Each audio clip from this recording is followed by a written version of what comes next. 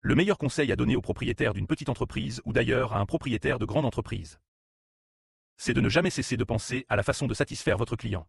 Non pas pour satisfaire votre client, mais pour ravir votre client. Et quand vous vous réveillez le matin, commencez à y penser. Pendant la journée, pensez Y. La nuit, pensez Y, puis rêvez-en.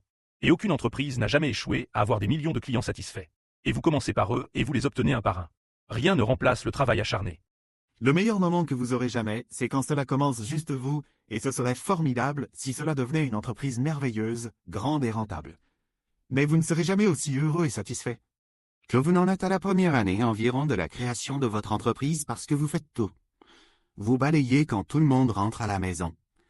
Vous êtes le premier à entrer.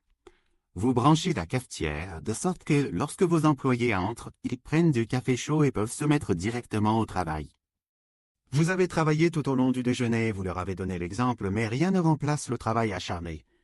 Les gens disent que c'est de la chance, oui, mais plus le travail est acharné, plus vous avez de chance.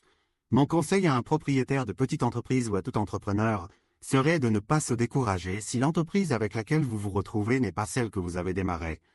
À poursuivre, parce que si souvent vous rencontrez des difficultés, vous rencontrez des échecs, et l'important est d'apprendre de chacun d'entre eux très rapidement, de pivoter et de passer à l'idée qui fonctionne. Bien sûr, il faut être proche de ses produits, proche de ses clients et y réfléchir. C'est le plus important, mais n'oubliez pas de penser à votre entreprise, à vos plans, à ce que vous voulez faire ensuite, à la façon de faire passer votre entreprise au niveau supérieur. Encore une fois, pensez à être dans votre entreprise, mais pensez aussi à votre entreprise. Mon meilleur conseil est de vraiment travailler dur pour clarifier quel est votre objectif. Et être capable de l'articuler, être capable de le communiquer. En une phrase simple. Et la raison pour laquelle c'est important, c'est que lorsque vous amenez des gens dans votre entreprise, je pense que la question la plus importante que vous leur posez est « Pourquoi êtes-vous ici ? Pourquoi voulez-vous rejoindre cette entreprise ?» Et si vous entendez cet objectif en retour, si vous entendez cette passion autour de cet objectif, cela rend tout beaucoup plus facile. N'importe quelle compétence peut être apprise et enseignée. Mais la passion ne le peut pas. Être entrepreneur peut parfois être un tour de montagne russe. Vous passerez de belles journées. Vous n'aurez pas de si bons jours. Vous pouvez même, de temps en temps, passer une journée affreuse. Il faut rester concentré, garder la tête froide et garder les pieds sur terre.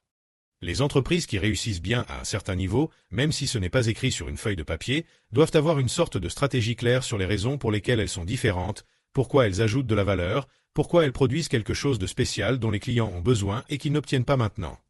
Donc, je pense que s'il y a un sens clair de la stratégie et que vous pouvez aligner toutes les personnes autour de cela, alors vous obtenez beaucoup plus de pouvoir que si vous vous contentez de vous démener et de travailler de plus en plus dur et sans cette direction claire.